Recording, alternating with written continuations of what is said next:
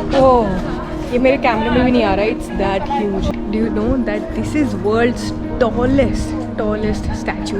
तो दोस्तों, मैं हूँ इस टाइम गुजरात के एक छोटे से जगह पर जिसका नाम है केवड़िया, या फिर अभी नया नाम इसका रखा गया है एकता नगर। और यहाँ पे शायद आप लोग को पता हो या नहीं पता हो, यहाँ पे है वर्ल्ड का टॉलेस्ट स्टैचू ऑफ यूनिटी। उसके अलावा केवड़िया में घूमने को क्या क्या है वो दिखाने के लिए मैं स्पेशली ये वीडियो बना रही हूँ। बहुत सारी जगहें हैं जैसे valley of flowers, cactus garden, Narmada आरती है देखने को, सरदार सरोवर व्यू पॉइंट है, स्टैचू ऑफ यूनिटी खुद है, क्रूज है यहाँ पे ऑप्शन, रिवर राफ्टिंग का ऑप्शन है, वाटरफॉल है, जंगल सफारी है, इको टूरिज्म पॉइंट्स है और एक हाउस बोट भी है। So join me in this journey, let's explore Kevadia together. Hi everyone, welcome back to the channel. This is the FV Explorer. New day, new location and I had a new vehicle with me. ये vlog आप लोगों ने पिछली बार देख लिया होगा। I traveled to Ekta Nagar from Vadodara on Vistadome coach. अभी मैं एकता नगर उतर चुकी हूँ जैसा आपको दिख रहा है। अब यहाँ पे मेरा क्या प्लान है ये मैं धीरे धीरे करके बताऊँगी। तो फ़िलहाल तो चलते हैं जहाँ मुझे एक्चुअली रुकना है, which is going to be a super special place. So let's just carry on with our plans. यार केवड़िया या एकता नगर बोल लो, उसका स्टेशन तो काफ़ी वर्ल्ड क्लास है। जैसा दिल्ली में मेट्रो स्टेशन होते हैं या फिर स्मॉल टाउन्स का एयरपोर्ट, ये बिल्कुल वैसा सा लग रहा है। ये वही हमारी विस्टाडोम वाली ट्रेन खड़ी है यहाँ पे, जनशताब्दी। अभी एग्ज़िट करती हूँ यहाँ से।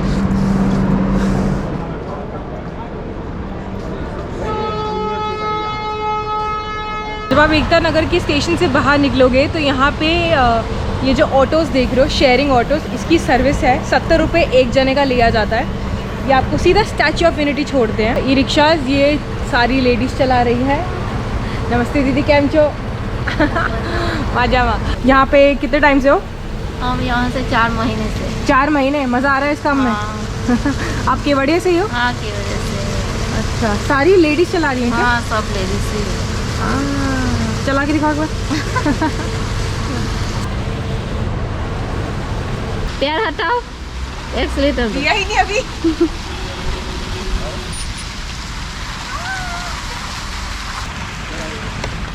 और दूसरी चीज़ है यहाँ पे ये बस की बुकिंग होती है ऑनलाइन।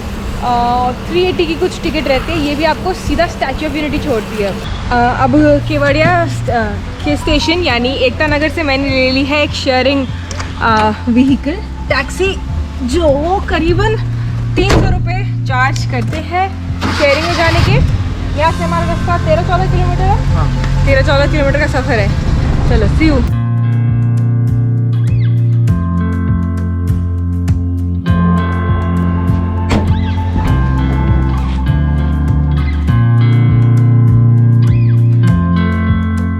एकता नगर में आप जब भी रोड पर ड्राइव करोगे वहाँ से आपको सरदार वल्लभ भाई पटेल का स्टैचू दिख जाएगा। पहले मुझे समझ ही नहीं आ रहा था कि वॉज इट इवन नीडेड, लेकिन इस वीडियो के एंड तक आप और मैं दोनों ये बात बेहतर समझ पाएंगे।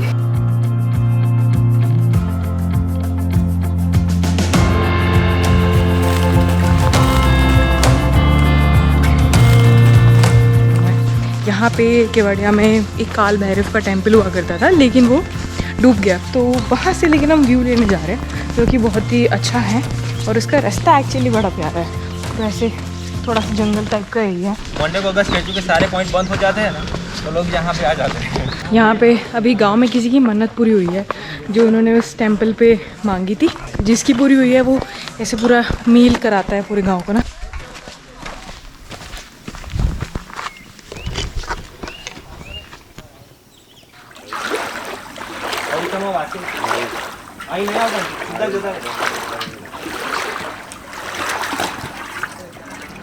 एकता नगर में टूरिस्ट की सुविधा के लिए e rickshaws, EV taxis, buses, fixed departure buses जैसे ट्रांसपोर्ट फैसिलिटीज अवेलेबल हैं। तो इतनी सारी जगह घूमते घूमते भूख तो लगेगी, लेकिन चिंता मत करो, केवड़िया में जब स्टैचू ऑफ यूनिटी बना था तो उसके साथ फूड कोर्ट्स और रेस्टोरेंट्स और होटल्स मोटल्स सब खुल गए थे। ये बात मुझे आज पता चली है क्योंकि इंटरनेट पे मुझे हाफ कुक्ड इन्फॉर्मेशन मिली थी, बट यहाँ जब मैं आई हूँ फाइनली मुझे पता चला है कि यहाँ पे क्या क्या है। तो ये वाला फूड कोर्ट है अमूल का, यहाँ पे और भी बहुत सारे फूड कोर्ट्स हैं, तो आप मेन लोकेशन के पास जब जाओगे, जैसे नर्सरी जा रहे हो या स्टैचू ऑफ यूनिटी जा रहे हो, वहाँ पे आपको आसपास food courts and there is even a mall भी मिलेगा आपको। यहाँ पे एकता नगर मॉल है।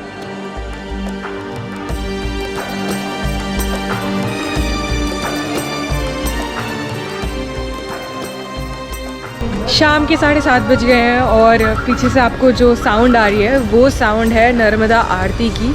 आधे घंटे पे शुरू हो जाएगी 8 बजे। यहाँ पे टेंपल है शिल्पनेश्वर टेंपल, उसके सामने ही नर्मदा का घाट है और वहीं पे आरती होने वाली है, तो वही देखने आए हैं।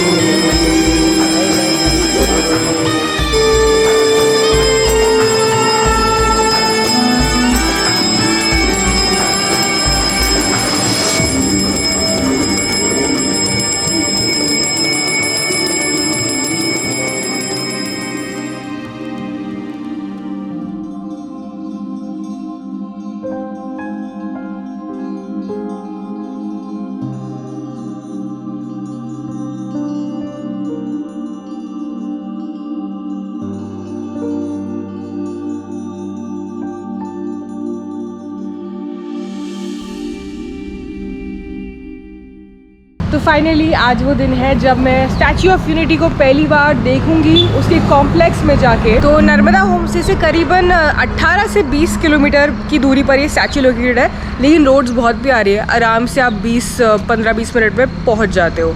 सो चलते हैं और मैं आपको बताती रहूँगी कैसे टिकटिंग रहती है, कितने की रहती है, क्या टाइमिंग रहते हैं, तो पूरा डिटेल दूँगी आराम से। हम अपना private vehicle statue of unity के कॉम्प्लेक्स के आसपास जो जगह है वहाँ पे लेकर आए हैं। तो यहाँ पे 150 रुपीज़ पार्किंग का चार्ज कर रहा है, पीछे गाड़ी खड़ी है और यहीं से फ्री बस की सर्विस है statue of unity complex, main जो कॉम्प्लेक्स है उसके गेट तक की। अब जब कोई और टूरिस्ट आ रहा है, जैसे हमने तो ये ऑप्शन लिया, अगर कोई और टूरिस्ट आ रहा है उसका वो व्हीकल दूसरे कॉम्प्लेक्स में खड़ा कर सकता है जो स्टैचू ऑफ यूनिटी के ज़्यादा पास है। वहाँ पे 50 रुपीज़ का चार्ज लगता है और वहाँ से ईवी वगैरह, ईवी गाड़ी, ईवी ऑटो, इन सब की फैसिलिटी अवेलेबल है। टिकट ले ली है, ऑनलाइन भी आप बुक कर सकते हो। ऐप है इनकी एक तो बहुत ही अच्छी, और वेबसाइट पे भी हर पॉइंट की यहाँ पे आप बुकिंग कर सकते हो, which is amazing. So but अभी हमने ऑफलाइन टिकट्स ली। 150 रुपीज़ की एक एंट्री टिकट है, जनरल एंट्री टिकट। उसमें आपको व्यूइंग गैलरी में जाना अलाउड नहीं होता। व्यूइंग गैलरी वाली टिकट 380 की है और लेज़र एंड साउंड शो की टिकट वो भी इसमें इंक्लूडेड है व्यूइंग गैलरी वाले टिकट में, और वो शुरू होता है 7 बजे से।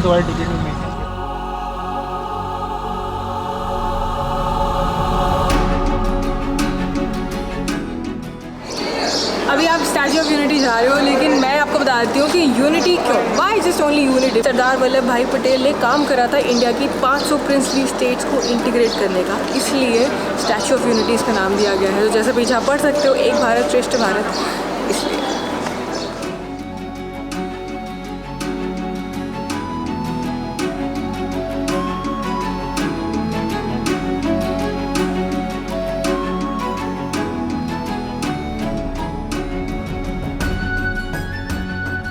तो स्वागत है आपका वर्ल्ड के टॉलेस्ट स्टैचू में। This is world's tallest statue that is there in Gujarat in India. So that's amazing. And L&T ने इसको मात्र 3 साल में ख़त्म करा। 5 साल की उन्होंने टाइमलाइन दी थी, बट ऐसा ये पहला स्टैचू है वर्ल्ड का जो इतनी जल्दी ख़त्म कर गया। 182 मीटर्स इसकी हाइट है। मैं पूरा नीचे म्यूज़ियम का हाइट जोड़ के बता रही हूँ, ऐसे ही इसका नापा जाता है। और ये पंच धातु से बना है, इसमें कॉपर 85% बाहर यूज़ हुआ है, अंदर RCC का स्ट्रक्चर है पूरा। और ये लोकेशन केवड़िया क्यों चूज़ करी गई, बेसिकली एक अर्थक्वेक प्रूफ लोकेशन चाहिए थी इस स्टैचू को बनाने के लिए। तो यहाँ पे एक तरफ है सतपुड़ा की रेंजेस, एक तरफ है विंध्याचल की रेंजेस, तो उसकी वजह से यहाँ पे अर्थक्वेक 4 पॉइंट से ज़्यादा जाता नहीं है, इसलिए स्टैचू यहाँ बनाया गया। फिलहाल हम हैं यहाँ की म्यूज़ियम में। व्यूइंग गैलरी अलग है, म्यूज़ियम अलग है, हम अभी हैं म्यूज़ियम में।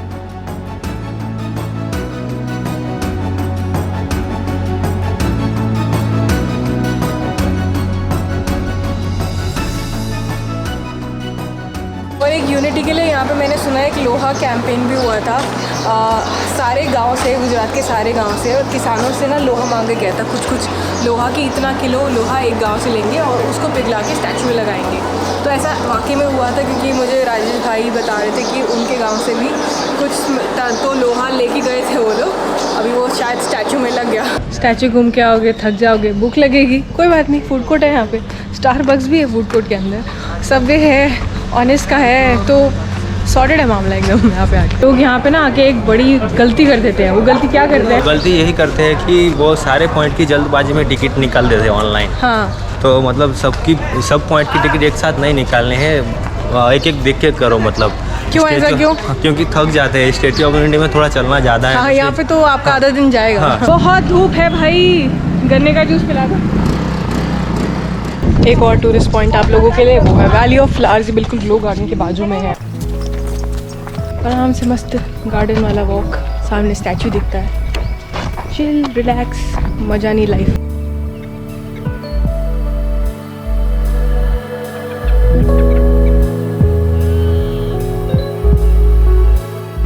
अब शाम को एक बहुत ही कुछ सरप्राइजिंग मैं आप लोगों को दिखाऊंगी, बने रहो। जैसे मैंने बताया था आपको कि मैं शाम को कुछ स्पेशल आपको दिखाऊंगी यहाँ पे केवड़िया में।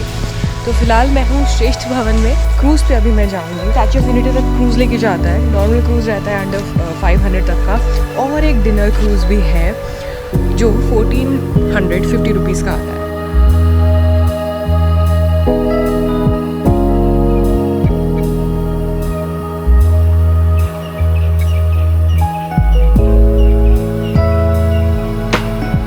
सामने है सरदार सरोवर बांध, जो सरदार वल्लभ भाई पटेल का एक सपना था।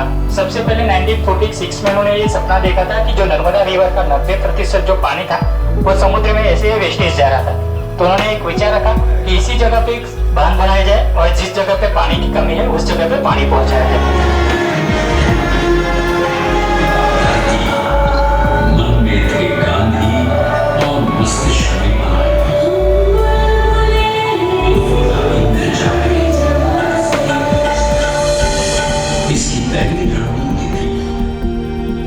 वर्ल्ड का tallest statue completed with in mayor 3 years। गर्व की बात तो थी, कांट डिनाई दैट, लेकिन ऐसे स्ट्रक्चर की ज़रूरत थी? यही सवाल मेरे मन में भी था यहाँ आने से पहले। और जब मैंने यहाँ के लोगों को बेहतर रोज़गार कमाते हुए देखा इस पूरे टूरिज़्म हब के बनने से, तो इस सवाल का भी जवाब मिल गया।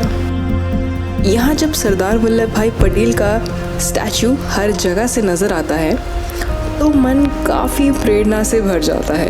तो शायद यही प्रेरणा, व्हाट डू वी से, एस्पिरेशंस, ड्रीम्स को जगाए रखने के लिए कुछ ना कुछ तो होना चाहिए लुक अप टू करने के लिए। And nothing better than our glorious heroes from the era of independence. तो ये सारा अमेजिंग सा development around eco tourism is in Kevadia in Gujarat. आप ये लोग यहाँ पर आके विटनेस कर सकते हो। पहले मुझे भी नहीं पता था कि यहाँ पे इतनी सारी बातों को ध्यान में रखा गया है। इतनी सारी बातों से मेरा मतलब है कि स्टैचू बना तो स्टैचू बनने से जो लोग डिस्प्लेस हुए, या डैम बना, डैम से डिस्प्लेस हुए, उन लोगों को नए घर देने हैं, कच्चे मकान की बजाय पक्के मकान देने हैं। एक्सेस रोड्स बनी हैं और बहुत अच्छी रोड्स बनी हैं। बायोडाइवर्सिटी का ध्यान रखा गया है। किसानों को नए नए फ्रूट्स उगाने के तरीके बताए जा रहे हैं। गार्डन्स नए नए बन रहे हैं। It really has changed the face of Kevadia और Ekta Nagar. So I hope you guys liked what I told you about Kevadia, and I hope you plan to visit this place very soon. ज़रूर प्लीज़ शेयर करना। गुजरात वाले लोग जो भी देख रहे हो, प्लीज़ इस वीडियो को लाइक करे बिना मत जाना, शेयर कर देना, सब्सक्राइब कर देना। सब्सक्राइब तो ज़रूर करना। This is signing off, bye bye. I'll see you in another video where I will tell you about a person whose life got changed with this statue. So see you in next vlog very soon.